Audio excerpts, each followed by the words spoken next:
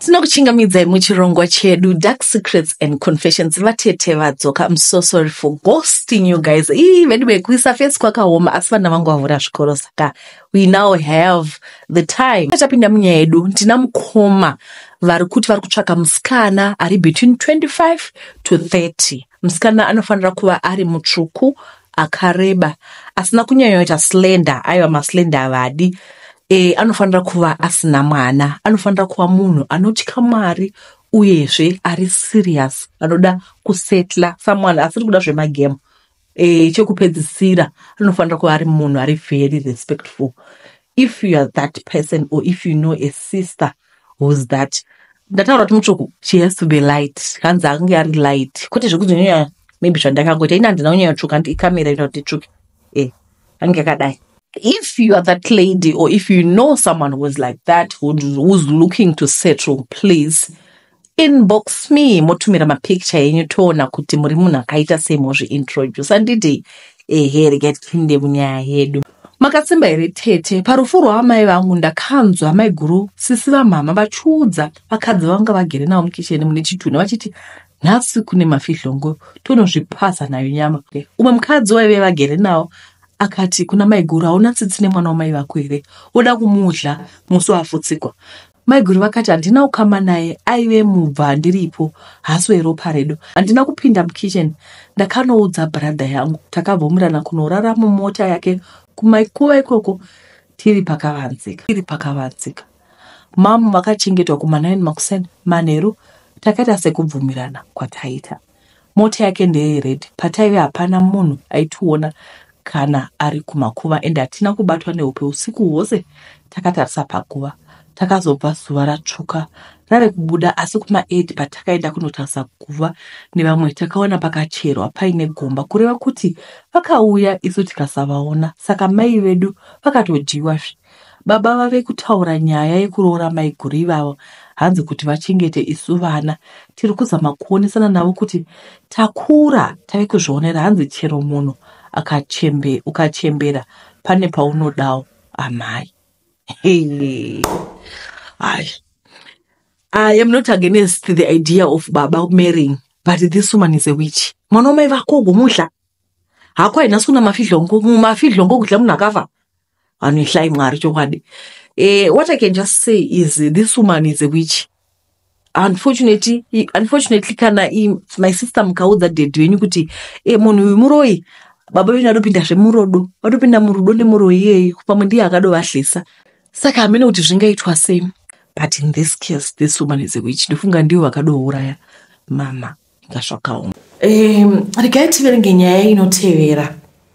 Halo vatete, ndakaroorwa nemuroi. Chandakatanga kunotisa pese patinoita bonde, anokwira pamusoro pangu oburuka.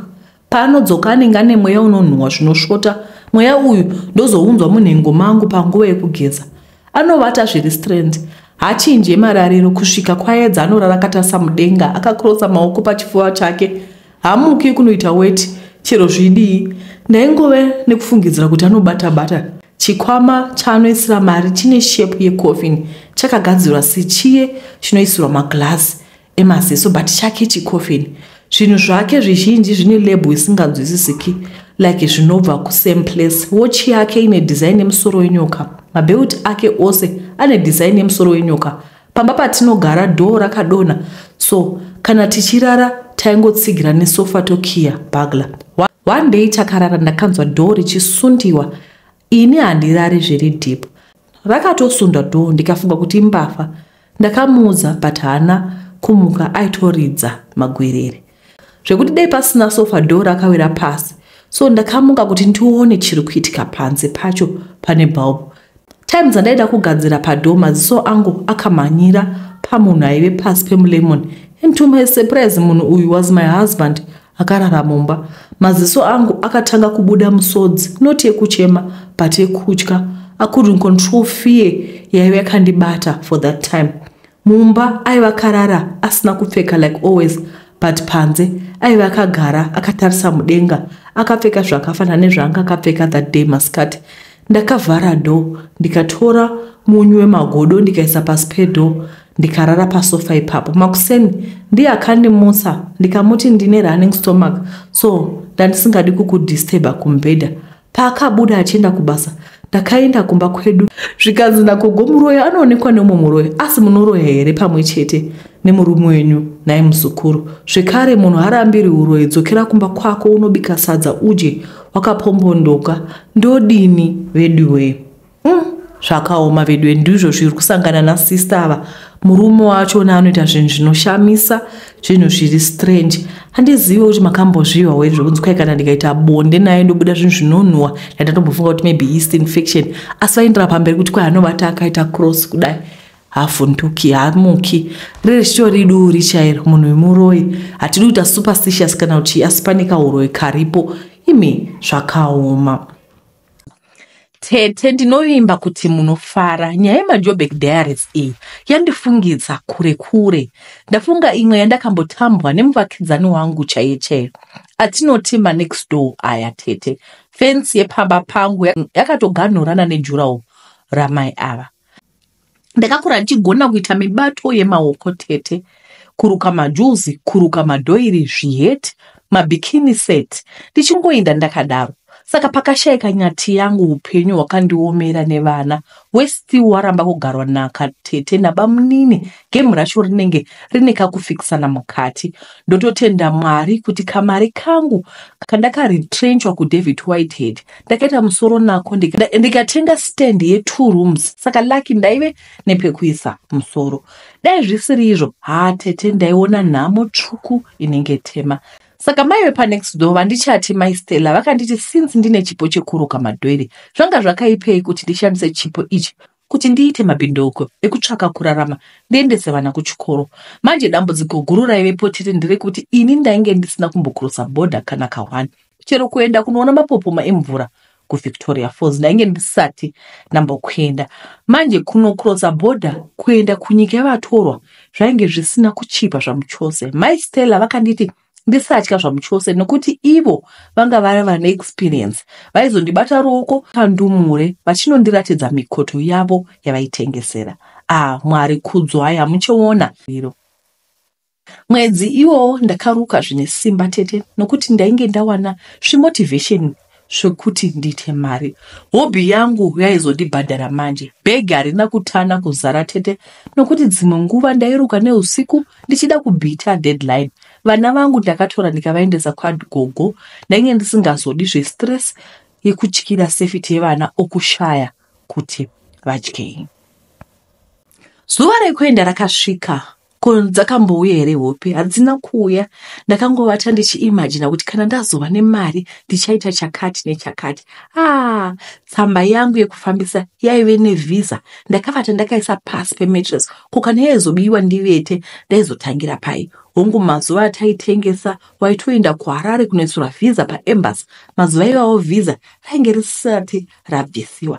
Ndini zvangu ndazadza changani bhegi rangu, ndabatawo kajongwe kangu kechibhoyi, ndakabikawo zvakanaka nemupunga une dovi. Mazuva iwawo machikenini aiva asati azara sezvazvaita izvi, plus aiyera kupinda maitopindwa nevanhu vene zvikwama zvakasvimba. Takapinda tete mubhazi. Ko ndaimboziva kuti kuJoburg kure zvakadaro. Ndakagara kusvika nyama dzisingachadi tete. Takasvika pabhodha tikatariswa zvifambisiro zvedu. Mazuva iwawo tete mabhodha jamba ainge akawanda nokudaro mabhazi maitopinda mapurisa kuSouth Africa eSAPS vachitarisawo mangwaro edu ekufambisa. Bhazi rakakweva tete richienda kuJoburg. Ko migwagwa yacho yaiva kanaka isina kana makomba seri yatinoona kumusha. Koiko kuchena zvokwadi unoita senge uchainanga.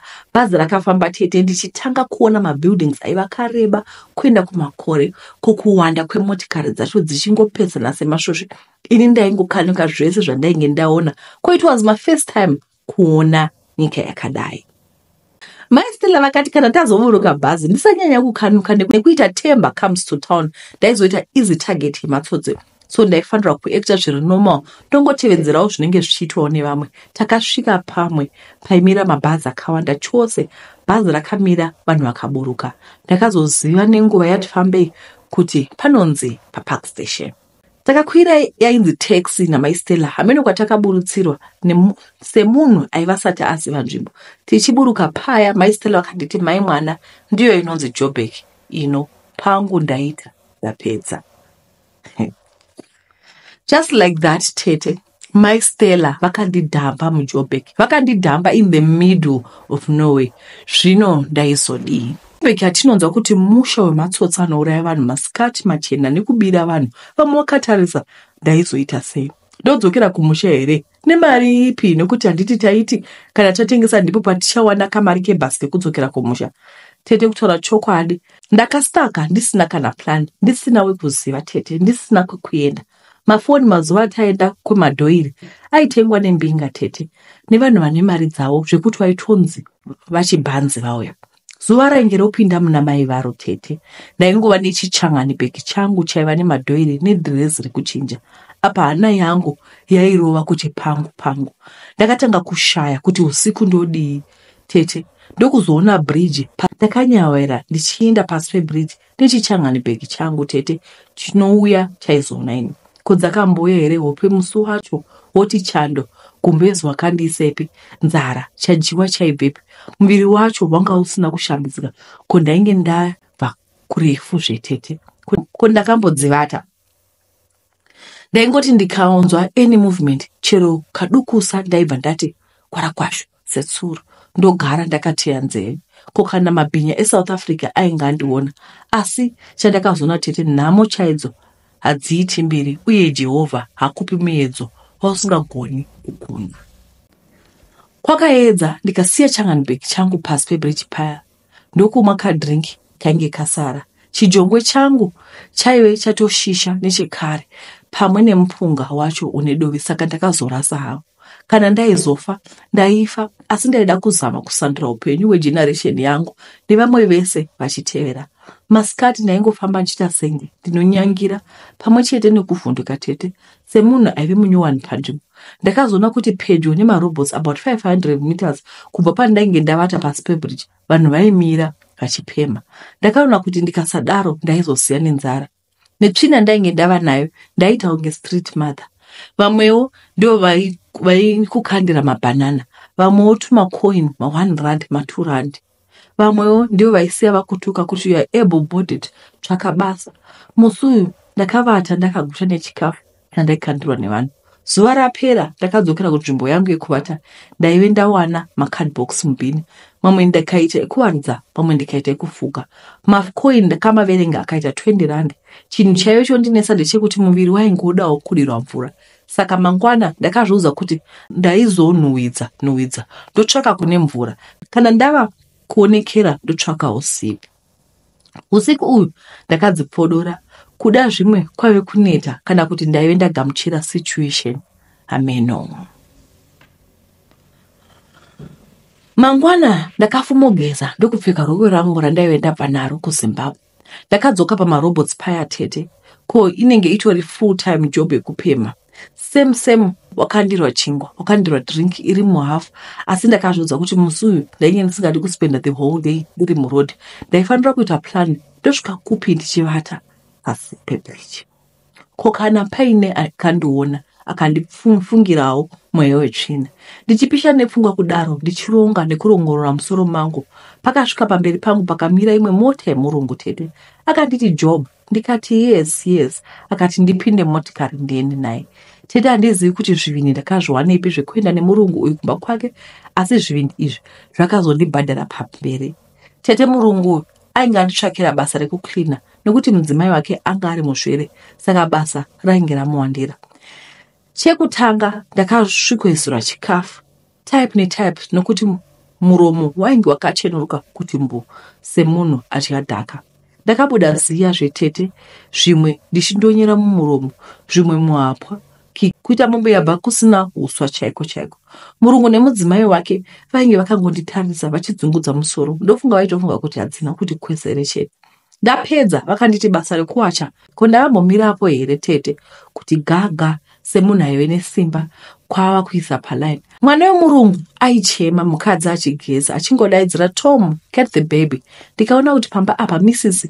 vaiva vakandirwa nebasa, apa murume ari businessman, so yaingova mvenge chaiyo. Ndakangotora mwana wemurungu uye ndiye kuisa kumusana kwakutanga kurezva mwana. Pasina nguva mwana anga atotsumwaira zvake. Mrs. vakasara kubuda kugeza, bhundi votoridza ngonono. Vakaratidza kukahadzika, asi havana mashoko avakataura.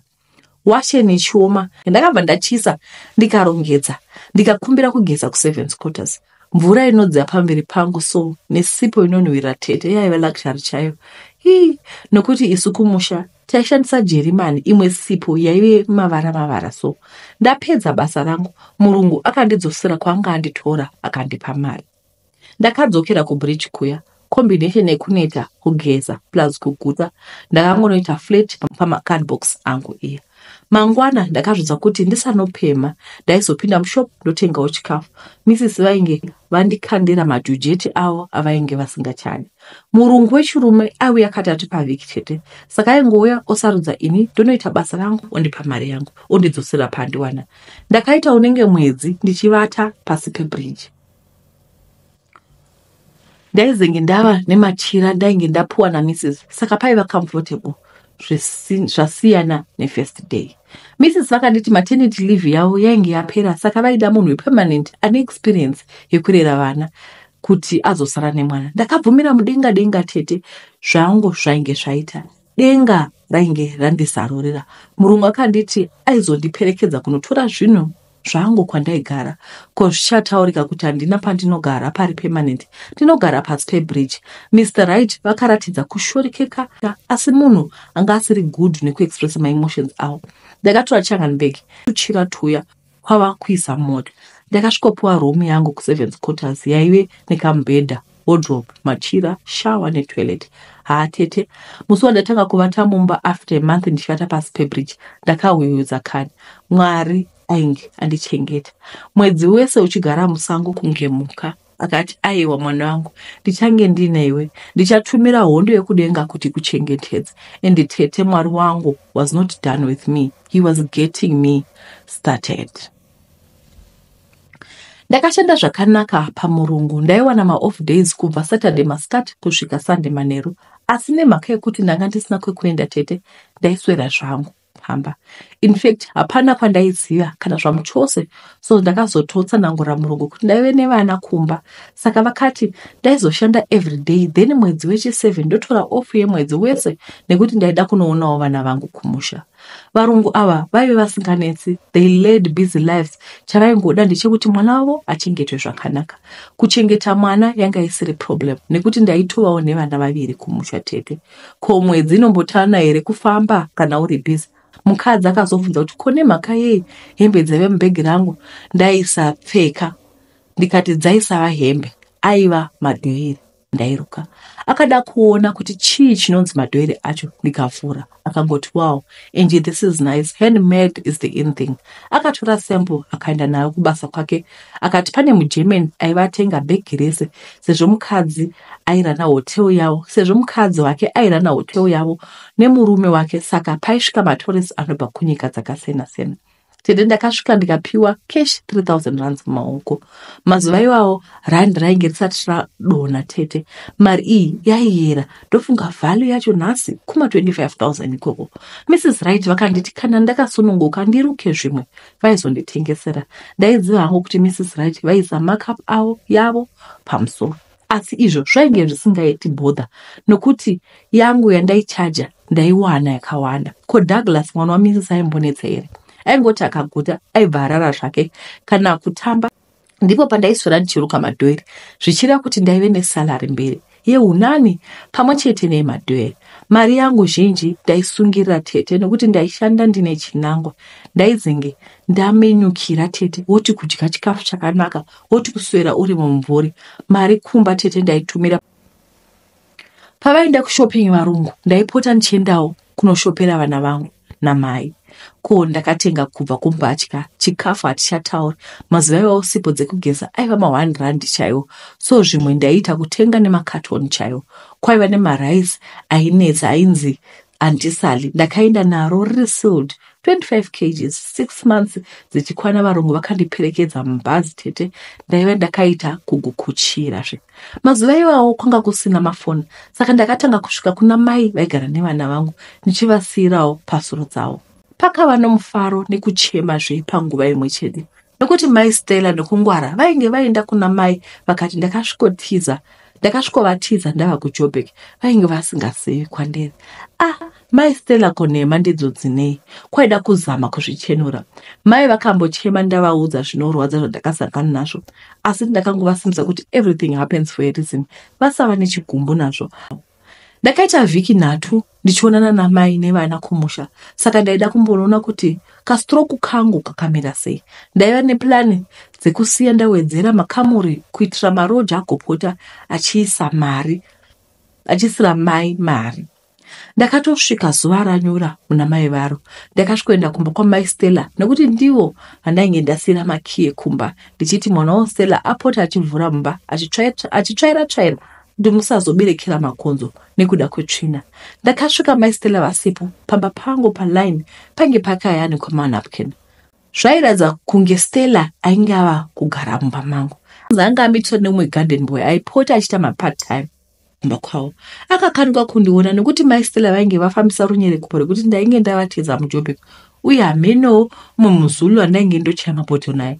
Ndakangoseka. Anyways, ndaida kuzorora, saka Stella akatotora tumututu twake akakanda pafensi. Ini ndakangochinja machira ndainge ndinawo ndikabisa. Aishandisa ndikati aende nawo. Handiti ainge atotanda midzi mumba mangu.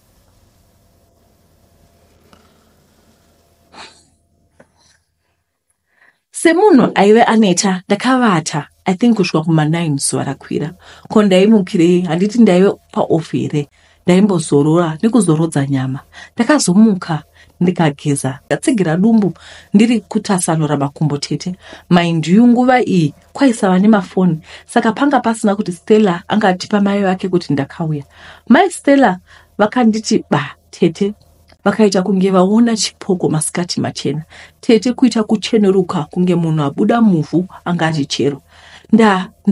Ukakama kwava kutanga kuchema. Ndaiziva zvangu kuti kuchema uku kwaiva kuchema musodzi egwara. Vaisarevesa zvavo. Judas paagere, mutengesi. Dai ndakaurayiwa nematsotsi eJoburg, vangadai vachichemera ane. Handiti vaizongoti yafa yakaloda zvakavharanaka. Ndaizongova history. Ndakadecida kuti I was not going to concentrate on her. Asi ava ndivo vaizozvicherera gomba ravo 6 feet under chayo. Kuzviuraya voga ndiko kwavaizoita. Ndetete nguva ndiko kwakatanga kubuda madhoiri mufashion. Kwakupinda micheka yeAdenga. Ameno kana muchiziva yaipirindwa pakati, so yonzi welcome home. Kungonyorwa zvakasiyana-siyana. Zvichira kuti madhoiri nezvinhu zvine twine ainzi maseatbag nemarana acho zvainge zvabuda mufashion. Kusanyara kwamai Stella hanzi kusimba kudai, muri kuita madheri api? Tiudzeiwo Joni yava kudhakwa chino nechino. Kuvaudzei, handipo vakandidhamba vainge vazviita ivo town planner weCity of Joburg, vachizviita senge vaiziva pese pese. Handiti vainge vanditi Joburg ndiyo iyi. Saka ini tete ndainge ndisiri kudzora tsvimbo nekuti kudo rabata kumeso. Never hazviiti. Pakauya vanhu pamba vakadhirowa plani kaapproval council, ndikasiya ndatenga zvidhina nemabhreki okutanga kuita basa. Mai Stella vaizama kundivhevhetedza kuti vazive mararamiro angu, asi ndaitwa pamute chaipo. Ndainge ndisingadi zvekutaura. Woti vamwe vanhu havana nyadzi kana nepamwe chete. Kunonzi kushaya ganda kumeso ndokwavakaita. Ofi yangu yakazopera ndikadzokera kubasa. Ndikaona Mrs. vakandimirira pachiteshi. Vairatidza kuti vainge vakazvitakura. I was so happy for her. She was very nice. Basa ndaishanda, asi pressure yemadhoiri nemarana nemachairback ndainge ndisina nokuti zvainge zvava kubuda mufashion bichana. Mrs. Wright vakazobatsirwa umwe mwana mukomana wavakadaidza kuti Ryan, but sadly Mrs. Wright did not make it. She died giving birth. Mweya wavo ngauzorore murugare nekusingaperi. Ndakasara ndichichengeta vana vaMrs. Douglas naRyan. Imba yangu kumusha yakapera.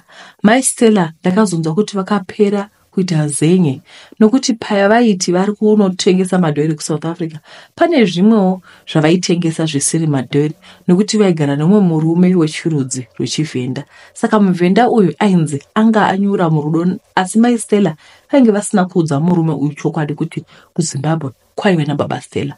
Muvhenda uyu aifeya maistella kwavanobva, maistella vachiradanuka vachitaura zvese nokuti mupfungwa dzavo havana kumbopera vafunga kuti muvhenda uyu angasvika kuZimbabwe. Saka muvhenda pakatanga kunetsa zvemadhoiri akaona kuti maistella varova, ndokuti rega nditevere kuZimbabwe ndinoona kuti mudzimai wangu aonei pacha. Papa kwava kuzviintrodusa kuna baba Stella kuti ainge ari murume wamaistella. Tracksuit yainge yakatopfekwa nababa Stella yainge yatengwa nemuvhenda achiti ari kutengera hanzvadzi yake yagara nevana. Saka zvako seka zvako. Maistella vakati vachibva kumakuva vachisvika barika revarume rakagarisana rakavamirira. Maistella vakarambwa zvikanyadzisa chero kiti dzeraini. Baba Stella vakavakandira hembe panze, apawo muvhenda odhimanda mari dzake dzavaibobunya. Pakatozodanwa mapurisa kudzimira bopoto iri. Vakadzokera kumusha kwavo vakasvikodzingwa nehanzvadzi dzavo vachinzi havatambiri hure rakaputsa musha waro. Izvezvi ndinonzwa kuti vari kugara vari kukanga waya kupasi mupindu kwavari kugara. Iniwo ndakazoita upgrade tete. Mr. Right vakazodhisaida kuti vaisada umwe munhu pedyo nevana vavo sezvo vainge vajaira ini kukura kwavo kwese. So instead of being their nanny, I am now their mother. Yes, tete Mr. Right vakazondiroora. Ndatova Mrs. Douglas naRyan vatokura, vanguwo vana vakapedza chikoro. Imba yangu ndakaipa mai vangu kuti vagare, ndakavabvisa kumaruseva. Aiwa chembere igere iyoyo, iniwo ndigere tete. Rudo rwangu kuna Douglas naRyan haruna kuchinja. I'm sure Mrs. Right late kwavari ikoko she is smiling. Maistella vaiti vakandigona kundidhampa muJoburg, but in the end everything worked out to my favor. Mwari anosumudza marombe achimagadzira tafura pamberi pevadzivisi. Wakaitako maistella nekundidhampa. Maistella ndakavaregerera kare, asi handina kuzombotaura navo. She should stay where she is in the past. Iyi nyaya inoratidza hope. Vedu vekusiwa kudhampiwa muJoburg vanuka, regai masisitemu ekuti kana munhu auya kuJoburg momudzimira foni. Zvakashata zviya. Kunotikoongoradza munoti ndiyo Joburg yacho anoziva kuti anotangira papi. Mavisa paiitwa paiwaipiwa anonzi matravelers check. Maybe havana kuziva kuti yaiveri 2,000 rand. I think 2,000 rand iyoyo waigona kuti uzoenda kubank unoichinja, then ndo mari yaunoshandisa kuSouth Africa. But I think vanavo kuva neruzivo irworwo ndio zvavaifanira kuchinja matravelers check wotsvaka hotera pekugara. Asi Mwari wanzi everything happens for a reason. Tinokutendai nekuteerera kwamaita, ndinokushuvirai zvakanaka. Mungotisirawo macomments mucomment section, mungotiudzawo zvamunofunga. Vana sisi 25 to 30 vakatsvuka vasiri slender vane zvinyama because an African man, he wants an African woman who is very respectful. Uyezve munhu ari serious nekusettle down. If you are that lady, please send me your images kuinbox kwangu. Number 1, number 2 iMother's Day yedu iri kuita ichisvedera. Ngatitei tichijoina group pasapo. Uyezve tiri kurangaridza kuti ngatibhadhare on time so that we can be able to secure the venue. Handiti? Tinokutendai nekuteerera kwamaita. Muve nezuva rakanaka. Ndatenda.